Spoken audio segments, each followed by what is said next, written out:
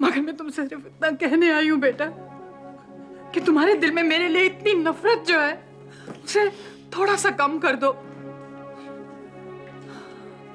शायद वो भी नहीं हो सकता। Now will you stop this nonsense? सुन रही हो इसकी बातें? देख रही हो इसकी तेवर? मैंने शीला नाम के एक दोस्त से शादी की थी, लेकिन अब ये एक आम बीवी की तरह बददिमाग और शकी हो गई है। मुझ पर क्या गुजर रही है इसे परवाह ही नहीं है। अब तो ये उल्टे सीधे इल्जाम लगाने का मौका ढूंढती रहती है। तुम्हारा दिन ब दिन बर्ताव ही बिगड़ता जा रहा मेरी तरफ। तुम अपने आप को समझने क्या लगी हो? मैंने जरा सा मजाक में कह दिया कि मैंने तुम्हारी बातें सुन ली है और तुम ऐसे चिल्ला रही हो। मुझे ऐसा लगता है कि as if you like insulting me. Insult तो मैंने तुम्हारी अभी की नहीं है, लेकिन अब करूंगी। मैंने तुमसे कहा था ना, अपनी सूरत मत दिखाना मुझे, मत आना मेरे सामने। तो फिर क्यों आए तुम यहाँ? Just get the hell out of here! निकल जाओ यहाँ से तुम एक बदतमीज लड़की हो। आपका कहने का मतलब है कि ऐसी कोई बात नहीं है जो कैंसर की तरफ इशारा करे सिवाय इस्लाम के? नो मिस्टर राजीव, कैंसर के चांसेस हैं भी और नहीं भी। We can't say anything till the reports come. वैसे भी हम इन्हें कल डिस्चार्ज कर रहे हैं। Take care. Okay, thank you doctor. Keshav Malhotra की 55th बर्थडे पर जब विटेरियो ने तुम्हारा फॉर्मल इंट्रोडक्शन किया था, मैं भी वहां मौजूद थी। तो तुम केशव की बेटी हो। मैं आपसे उस हैसियत से मिलने नहीं आई हूँ, लेकिन मुझे उस हैसियत को ध्यान में रखना होगा, क्योंकि केशव मेरे बहुत ही अजीज दोस्तों में से एक था। उस नरक में वापस नहीं आऊंगी। ऐसा मत क्या सुनीता, तू तो जानती है, सब कुछ देखा है तूने, किस किस तरह मैं बर्बाद हुआ। टाइम ही खराब चल रहा था सुनीता। मैं तुमसे बहुत प्यार करता हूँ सुनीता। ये तुम नहीं, तुम्हारी शराब बोल रही है। वो इल्जाम आज तक मेरे कानों में गूंज रहे हैं, मेरे दिल में जख्म कर रहे हैं। मैंने आप पर कोई इल्जाम नहीं लगाए थे माँ। हाँ, तूने मुझ पे कोई इल्जाम नहीं लगाया है, और ना ही तूने मल्होत्रा इंडस्ट्रीज के पीठ पे छुरा भोंका है। वाह करण वाह, आदमी भी किस किस तरह के हवाले देके गुनाह करता है। इस घर में रंजना देवी आई है, जिसका एक ही बेटा है, ऋषभ मल्होत्रा। मेरी आंखों में आंखें डाल के कहिए कि आपका एक ही बेटा है। हाँ, मेरा सिर्फ एक ही बेटा है, ऋषभ मल्होत्रा। वैसे मैं तेरी आंखों में थोड़ी सी शर्म और थोड़ा सा अफसोस ढूंढ रही थी, लेकिन मुझे ऐसा कुछ नहीं मिला। करण मेरा एक ही बेटा है, ऋषभ मल्होत्रा। तो फिर आप यहाँ आई क्यों हैं? सिर्फ ये जताने के लिए कि मैं अनाथ हूँ? तू कहाँ अनाथ है? तेरा नाथ तो भद्रा ग्रुप ऑफ इंडस्ट्रीज है। देख करण, तुझे सारी दुनिया या ऊपर वाला भी माफ कर दे, मैं तुझे कभी माफ नहीं करूंगी। सुना? वैसे मेरी कुछ चीजें यहाँ रह गई हैं, मैं वो लेने आई हूँ। ठीक है, मर्जी आपकी, ले जाइए जो आपको ले जाना है यहाँ से। मेरी एक पिस्टल यहाँ पे है जो केशव की है, मैंने कबर्ड में रखी है, वही लेने आई हूँ। पिस्टल का आपको क्या काम है? मैं अजनबियों के सवालों का जवाब नहीं देती।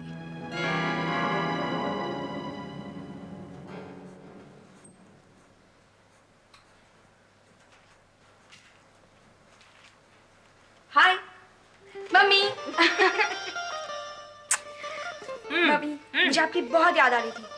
झूठा कहीं का। अगर याद आती तो फोन करते या कम से कम मुझसे मिलने आते, लेकिन दोनों में से एक नहीं किया। और मम्मी को सामने देखकर कह रहे हो मम्मी आपकी बहुत याद आ रही थी। नहीं मम्मी, मैं सच कह रहा हूँ। वो क्या है कि मुझे आपसे कुछ बातें करनी थी। बोलो क्या बात है? वो मम्मी है। हाँ बोलो।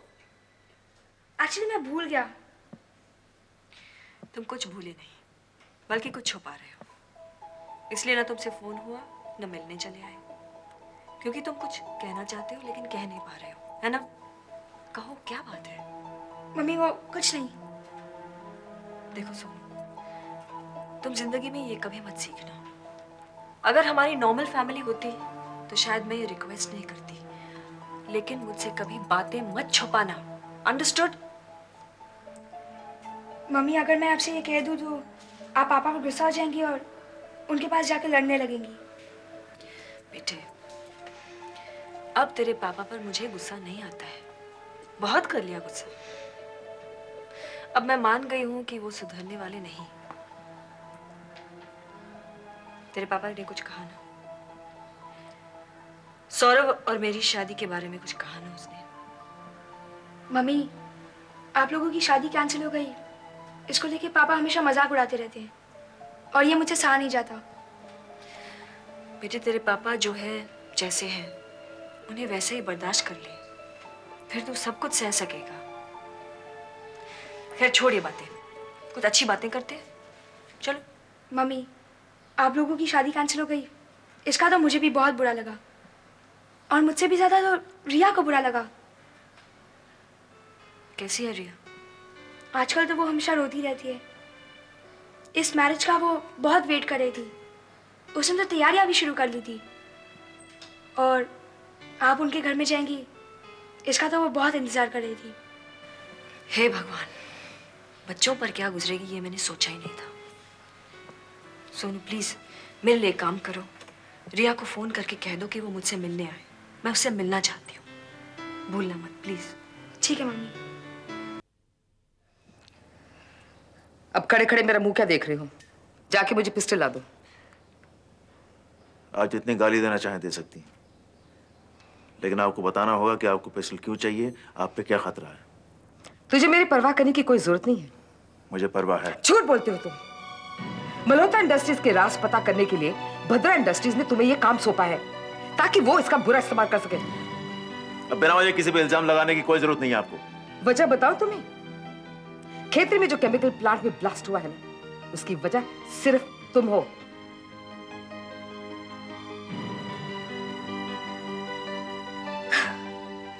घर में खड़े होते होते तो मेरी सांस रुक रही है। जाओ, जो तुम्हें काम का है वो करो।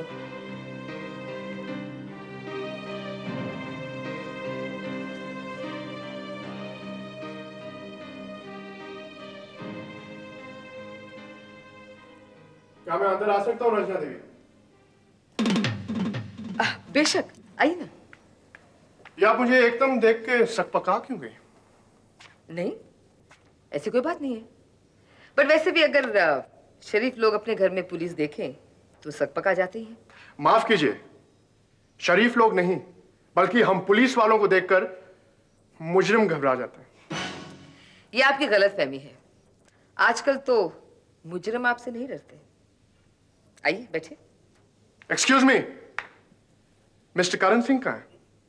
उन्हें तो बुलाने जा रही हूँ। माँ, मेरी आपसे सिर्फ एक गुजारिश। यस।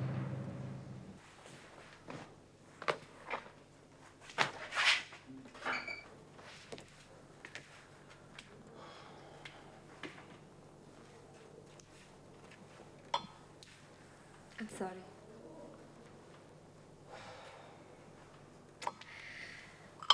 अच्छा पहले चाय पी लो, बाद में माफ कर देना।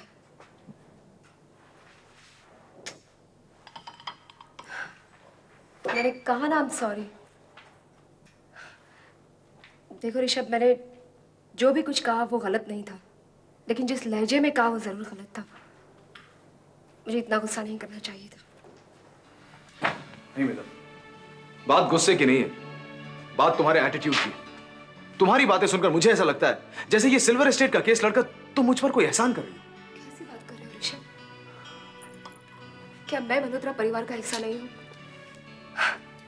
हाँ, सुनने में शायद मेरी बात ऐसी लगी हो, लेकिन मेरा कहने का मतलब वो नहीं था। मैं अब तक कह नहीं रही थी तुमसे ऋषभ, लेकिन अब मैं जरूर बताऊंगी। जब से ये केस मैंने हाथ में लिया है, मैं डर सी गई हूँ। इतनी घबराहट तो मुझे अपने पहले केस के वक्त भी नहीं हो रही थी। स्वेतलाना से सिल्वर एस्टेट हासिल करना आसान नहीं होगा। लेकिन मुझे नहीं लगता कि हमें कोई भी मुश्किल आने वाली। सिल्वर एस्टेट हमारी प्रॉपर्टी है, तो इस सच्चाई को कोर्ट में प्रूव करने से हमें कौन रोक सकता है? स्वेतलाना के पास भी ऐसी कई सच्चाइयां हैं जो कोर्ट में साबित हो गई तो हम पर बहुत भारी पड़ सकती है ऋषभ। तकरीबन 9-10 साल तक केशव मल्होत्रा स्वेतलाना के साथ सिल्वर एस्टेट में ही रहते थे। मिस्टर केशव मल्होत्रा से स्वेतलाना के 2 बच्चे हैं। फिर ऑयल शेयर्स में आधे से भी ज्यादा जायदाद का स्वेतलाना को मिलना, ये सारी चीजें मिस्टर केशव मल्होत्रा की जिंदगी में स्वेतलाना की अहमियत को जाहिर करता है। ऋषभ, जितना मैं इस केस के डिटेल्स में जाती हूँ, मेरा डर उतना ही बढ़ जाता है।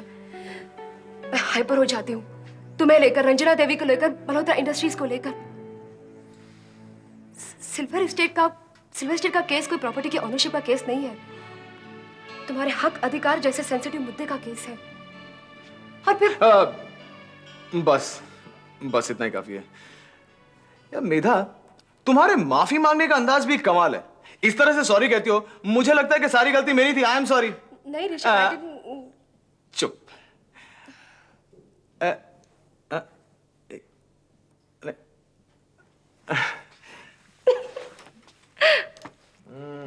अच्छा सुनो, एक कप अच्छी कॉफी बना सकते हो क्या? नहीं, एक बात, if you don't mind। एक फिर कॉफी। आप बैठिए, मैं अभी आता हूं। मिस्टर करण सिंह, ये आपके हाथ में जो पिस्तौल है, क्या मैं देख सकता हूं? आपके लिए तो ये रोजमर्रा की बात है, आप क्या देखिए? नहीं, फिर भी मैं देखना चाहूंगा।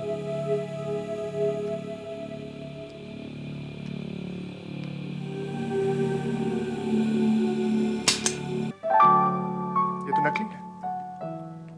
हाँ, असली तो हमारे किसी काम की है नहीं। मुझे कुछ शक हो गया था। क्या? ये पिस्टल कुछ अलग है। हाँ, पुलिस वाले से कहां छिपता है साहब, ये तो यही चोरों को डराने के लिए रखी है हमने। क्या मैं जान सकता हूँ ये पिस्टल आपने ली कहां से? खिलौने की दुकान से खरीदी है। वैसे ऑफिसर, आपके यहाँ आने का क्या मकसद था? मिस्टर करण सिंह से कुछ काम था। फरमाइए। भद्रा ग्रुप के फाइनेंसेस आप ही हैंडल कर रहे हैं ना? हाँ, क्यों? नहीं, वो मिस्टर सुनील वर्मा ने हमसे कहा था कि हमारे ट्रस्ट को कुछ डोनेशन देने वाले। ओह या, ऑफ कोर्स। आपने आने की क्यों तकलीफ ली? आप प्लीज जाइए, मेरा आदमी अभी चेक लेके आता है, आज ही पहुंच जाएगा। जी शुक्रिया। नमस्ते। नमस्ते। आपको मुझे बताना होगा कि पिस्टल आपको क्यों चाहिए। तो देखा आपने? मुझे मेरी पिस्टल चाहिए करण। अगर आपको सिर्फ डराने के लिए चाहिए तो ये काफी है। तुम्हें पता है, अभी जब मैंने पुलिस को यहाँ पे देखा ना, तो मुझे ऐसा लगा कि भद्रा ग्रुप ऑफ इंडस्ट्रीज तुम्हारे जरिए मुझे फंसाना चाहती है। करण, मुझे तुम पर रत्ती भर एतबार नहीं रहा।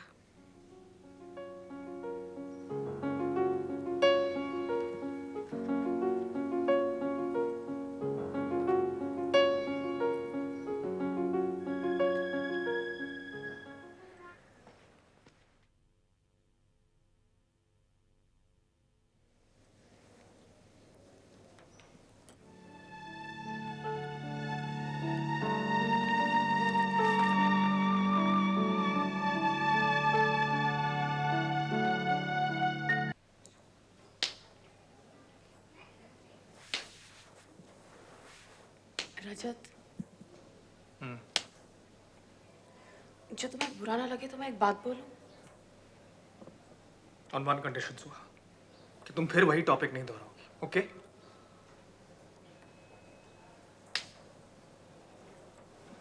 क्या हो? चुप क्यों हो गई? कुछ नहीं। जो मैं कहना चाहती हूँ शायद तुम सुनना नहीं चाहते। सुहा, तुम्हारे पास और कोई टॉपिक नहीं है बात करने के लिए?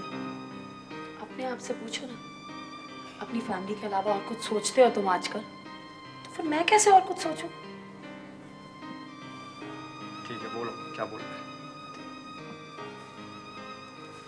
देखो रजत, उस वक्त मैं तुम्हें टोकना नहीं चाहती थी, पर मुझे लगा कि जो सलूक तुमने अपनी मम्मी के साथ किया वो ठीक नहीं था।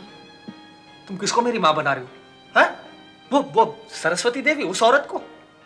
सुहा, मेरी माँ मर चुकी है और ये बात मैं तुमसे कई बार कह चुका हूं, ओके? इतनी ज्यादा नफरत है तुम्हें उनके साथ? उनके चेहरे पे ममता नहीं नजर आई तुम्हें? सोहा, उस औरत को मेरी माँ मत बनाओ, प्लीज। वो तुम्हारी माँ है। That's the truth. You have to believe it. वो जो औरत यहाँ अपना दर्द बयां कर रही थी ना, उसकी शक्ल में मुझे तुम्हारी माँ ही नजर आई। वाह वाह, बहुत खूब। अरे पिछले 25 साल में मुझे मेरी माँ कहीं नजर नहीं आई, 2 मिनट में तुम्हें मेरी माँ नजर आ गई। So just please go and get your eyes checked. देखो रजत, ऐसे रिश्ते ठुकराया नहीं करते। ठुकराया मैं गया हूँ सोहा, तुम क्या जानो? अरे कोई औरत यहाँ आके 2-4 आंसू बहा के चली जाती है, उसको मैं अपनी माँ का दर्जा दे दूं? क्यों? पिछले 25 साल में उसने मुझे अपने बेटे का दर्जा दिया। मैं समझती हूँ। Please, I don't want to talk about this anymore, okay? And I don't want you to make up this topic ever again. ये मेरा अपना पर्सनल मामला है। तुम मेरे पर्सनल मामलों में कैसे दखल देते रहे? ठीक है, आज से बात तय है। तुम मेरी लाइफ में इंटरफेयर नहीं करोगे और मैं तुम्हारी लाइफ में नहीं।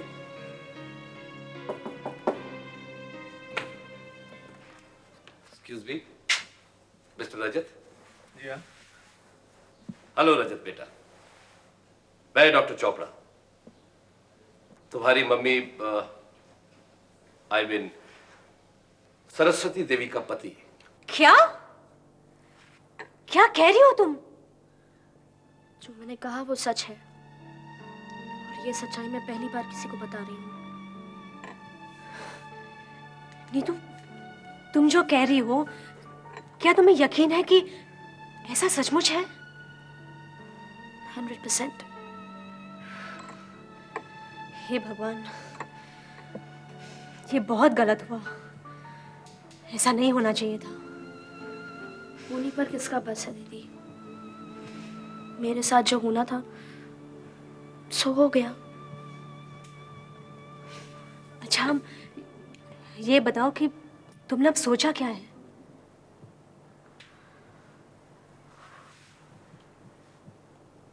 मैं इस बच्चे को जन्म दूंगी।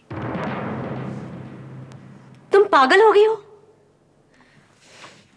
नीतू, तुम ऐसे बात कर रही हो जैसे तुम्हें कोई खिलौना पसंद आ गया और तुम उसे खरीदना चाहती हो। नीतू, तुम एक बच्चे को जन्म देने की बात कर रही हो। अगर तुम ये फैसला ले रही हो तो पहले उस पर पूरी तरह से गौर करो। नीतू, कुछ महीने बाद तुम मां बन जाओगी और जानती हो फिर जिंदगी की शक्ल क्या हो जाएगी। दीदी, मैं बालिग हूं, मैं ऐसे कर सकती हूँ। इस दुनिया में तो ऐसी नाबालिग लड़कियां हैं जिनकी शादी हो गई है और वो माँ तक बन जाती हैं। हाँ, लेकिन वो शादी हो जाने के बाद माँ बनती है। नाजायज बच्चे की माँ नहीं बनती वो। दीदी, वैसे तो हम मल्होत्रा खानदान में पैदा हुए हैं। नाजायज बच्चे की माँ बनना बाहर की सोसाइटी के लिए कंट्रोवर्शियल बात हो सकती है, लेकिन हमारे खानदान के लिए ये शब्द अपना अर्थ ही खो चुका है। हमें कहाँ इस शब्द से फर्क पड़ता है? बेशक फर्क पड़ता है नीतू। नीतू, तुम ऐसे बात कर रही हो? तुम जमाने के बारे में सोच रही हो? तुम ये सोच रही हो कि लोगों को कोई फर्क नहीं पड़ेगा क्योंकि हमारे खानदान में ये आम बात है। नीतू, तुम उस बच्चे के बारे में सोचो। नीतू, जब एक नाजायज बच्चा पैदा होता है तो उसके पास 2 रिश्तों के बजाय सिर्फ एक रिश्ता होता है, क्योंकि तुम बिना शादी के इस बच्चे को जन्म दोगी। इसलिए ना ही तुम्हारे पास पति होगा, एंड मोस्ट इंपॉर्टेंट, बच्चे के पास सिर्फ माँ होगी, बाप नहीं। वैसे हम भी तो जायज शादी की नाजायज औलादे हैं। पापा हमारी परवरिश के टाइम कभी आसपास थे? वो तो हमेशा ही दूसरों के घर बसाने में बिजी रहे हैं। और सुना है आजकल उनकी जिंदगी में मैत्रेय मेहरा दाखिल हो गई है। खैर छोड़ो इन सब बातों को। पापा के किस्से तो कभी खत्म नहीं होंगे, और हमें क्या करना उनकी जिंदगी में पड़कर। मुझे तो अब अपनी और अपने बच्चे की जिंदगी के बारे में सोचना है। नीतू,